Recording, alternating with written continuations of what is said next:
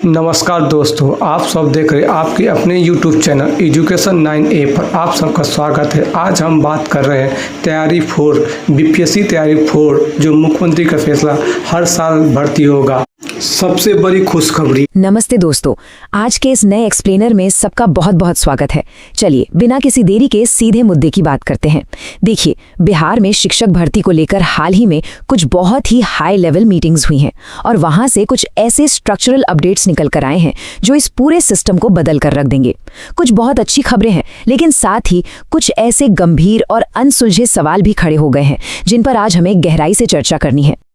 आज की चर्चा का एजेंडा बिल्कुल क्लियर है। सबसे पहले हम मेगा रिक्रूटमेंट प्लान को डिकोड करेंगे, फिर नई एनुअल टाइमलाइन और अपडेटेड ट्रांसफर पॉलिसी पर बात करेंगे।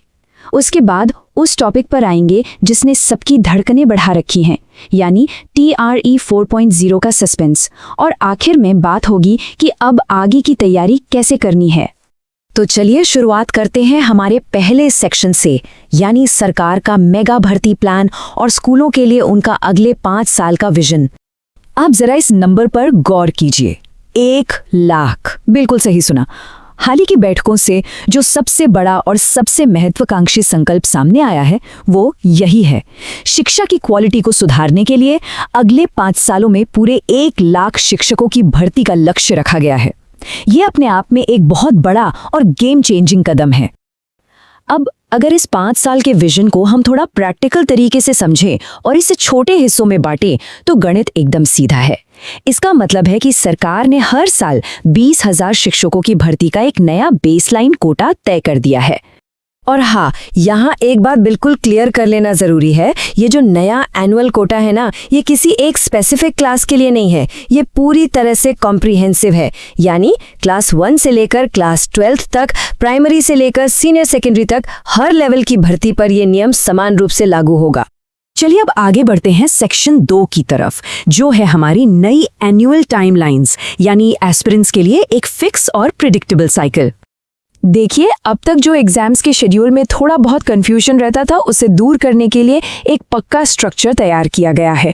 अब से जुलाई का महीना सबसे क्रूशियल होने वाला है। टाइमलाइन कुछ ऐसी रहेगी। जुलाई से पहले शिक्षा विभाग अपना एग्जाम कैलेंडर बनाएगा, फिर ठीक जुलाई में हर साल ऑफिशियल नोटिफिकेशंस जारी होंगे और उसके बाद उस साल के 20,000 शिक्षकों का टारगेट पूरा किया जाएगा। इसी को लेकर एक बहुत ही इंटरेस्टिंग इनसाइट डिटेल भी है। आदेश दिया गया है कि शिक्षा विभाग अपना खुद का एक डेडिकेटेड कैलेंडर बनाएगा। मतलब अब शिक्षा विभाग अपनी अलग अलग वैकेंसीज के शेड्यूल को पूरी तरह से इंडिपेंडेंट होकर मैनेज करेगा। अब आते हैं तीसरे सेक्शन पर। ये उन लोगों के लिए बहुत खास है जो पहले से सिस्टम में हैं या भविष्य में शिक्षक बनेंगे। अपडेटेड ट्रांसफर पॉलिसी, जिसका सीधा मकसद है टीचर्स को उनके घर के थोड़ा और करीब लाना।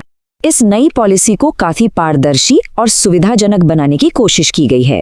स्क्रीन पर देखिए, बाईं तरफ महिला शिक्षकों के लिए नियम है कि उनका ट्रांसफर उनके होम ब्लॉक की होम पंचायत के ठीक बगल वाली पंचायत में किया जाए, और दाईं तरफ पुरुष शिक्षकों के लिए ये नियम है कि उनका ट्रांसफर उनके गृह जिले के अंदर ही उनके होम ब्लॉक के बगल वाले ब्लॉक में होगा।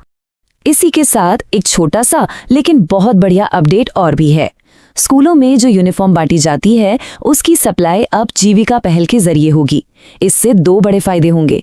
एक तो डिलीवरी बिल्कुल टाइम पर होगी और दूसरा महिला स्वावलंबन और सशक्तिकरण को भी काफी बढ़ावा मिलेगा।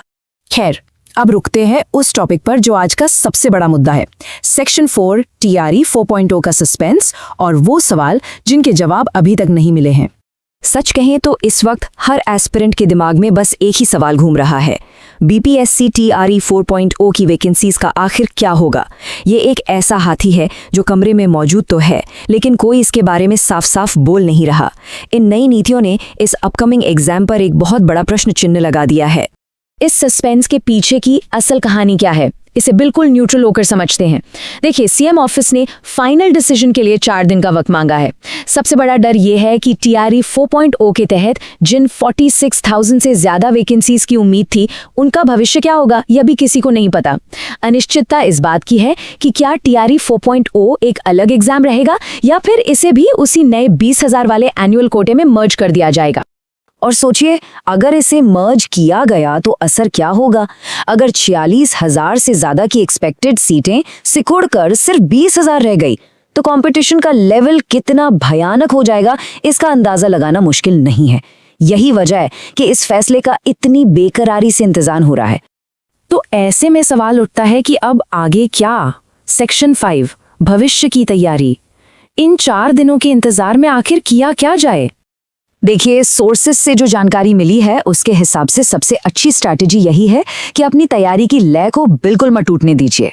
फिलहाल कई सारी free mock test series available हैं बिहार और यूपी के एग्जाम्स के लिए। इस खाली समय का पूरा फायदा उठाइए और अपनी प्रैक्टिस बिना रुके चालू रखिए। इसी के साथ हम आज के इस एक्सप्लेनर के आखिर में आ गए हैं, लेकिन जाते जाते एक बहुत ही क्रिटिकल सवाल हम सबके सामने है। क्या अगले 4 दिनों में आने वाला फैसला TRA 4.0 को इस नए एनुअल साइकिल से अलग रखेगा? ये वो फैसला है जो हजारों लोगों का भविष्य तय करेगा। इस पर हमारी नजर बनी रहेगी। तब तक के लिए इस चर्चा में जुड़ने के लिए बहुत बहुत धन्यवाद। अगर वीडियो पसंद आए हो तो लाइक करें, सब्सक्राइब करें, अपने दोस्तों को भी भेजें।